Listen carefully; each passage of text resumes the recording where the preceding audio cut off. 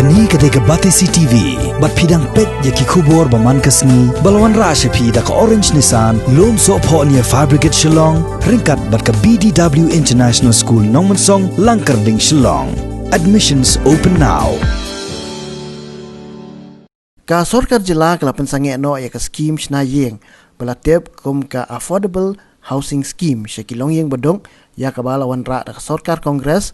Hadian bala syam ba Om Don Satyaki nong syam yakni ke skim hapadang kilong yeng bedok ka sorkar jelak la kena ru ba ka affordable housing scheme kedai bala Wanrah tang namar ke election bat la syu pentrai kami ka tang ha ampati ka balong ka constituency jong menteri rang ba barem ke jelau Dr. Mukul Sangma ka affordable housing scheme ka batmu ban penyo yeng ya kilong yeng bedok jong ka emlang salang kedai ke scheme ka ba bujili ya ka scheme shna yeng barem. Hadian baka sorkar kongres kelarai ban penduk no ya ka rural housing scheme ka baju tip da ka corrugated galvanized iron sheet scheme nak ni ka scheme thmai la kentup lang ru ya ka jing shem ram bat ka jing kersya na sorkar jela na lor ka jing hap sai ru hi katu kat ni tengka da kinong yo scheme usumbut menteri rang ba ka jela uba Prestone Tynsong ha ka jing keren baka Batisi TV ha ka arp sautre Kuala Lumpur arjar arpho Urayat ho baka affordable housing scheme Kaba Wanrah akapor jong Dr. Mukul Sangma kum menteri rang baka jela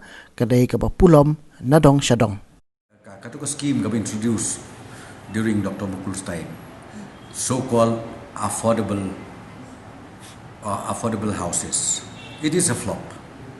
It is a flop because why? Some portion of the scheme is on loan basis.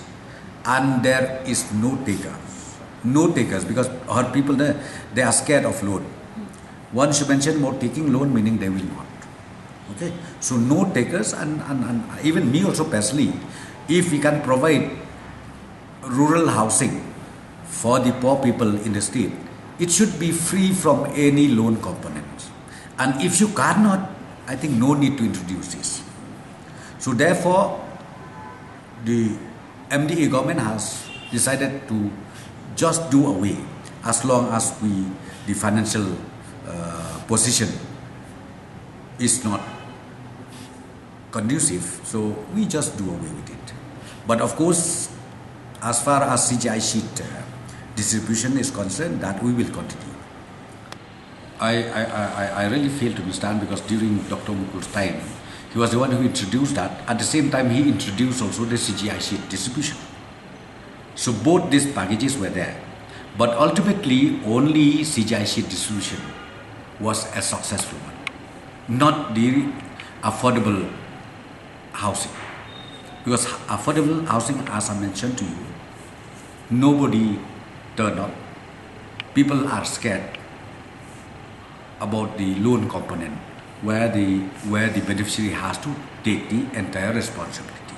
But as far as the distribution of CGI sheet is concerned, in fact, it is very good, successful, and not only that, we have already constituted in the block level the block housing committee, where they have to identify the genuine beneficiaries.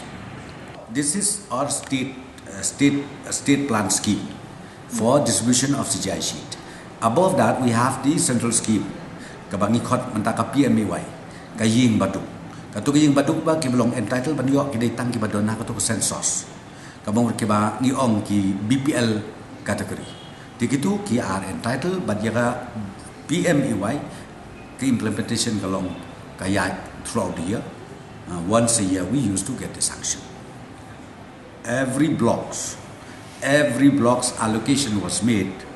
Each block average they get 170, 180, 200 beneficiaries in each block. So depending upon the budget allocation earmarked by the Ministry of Rural Development.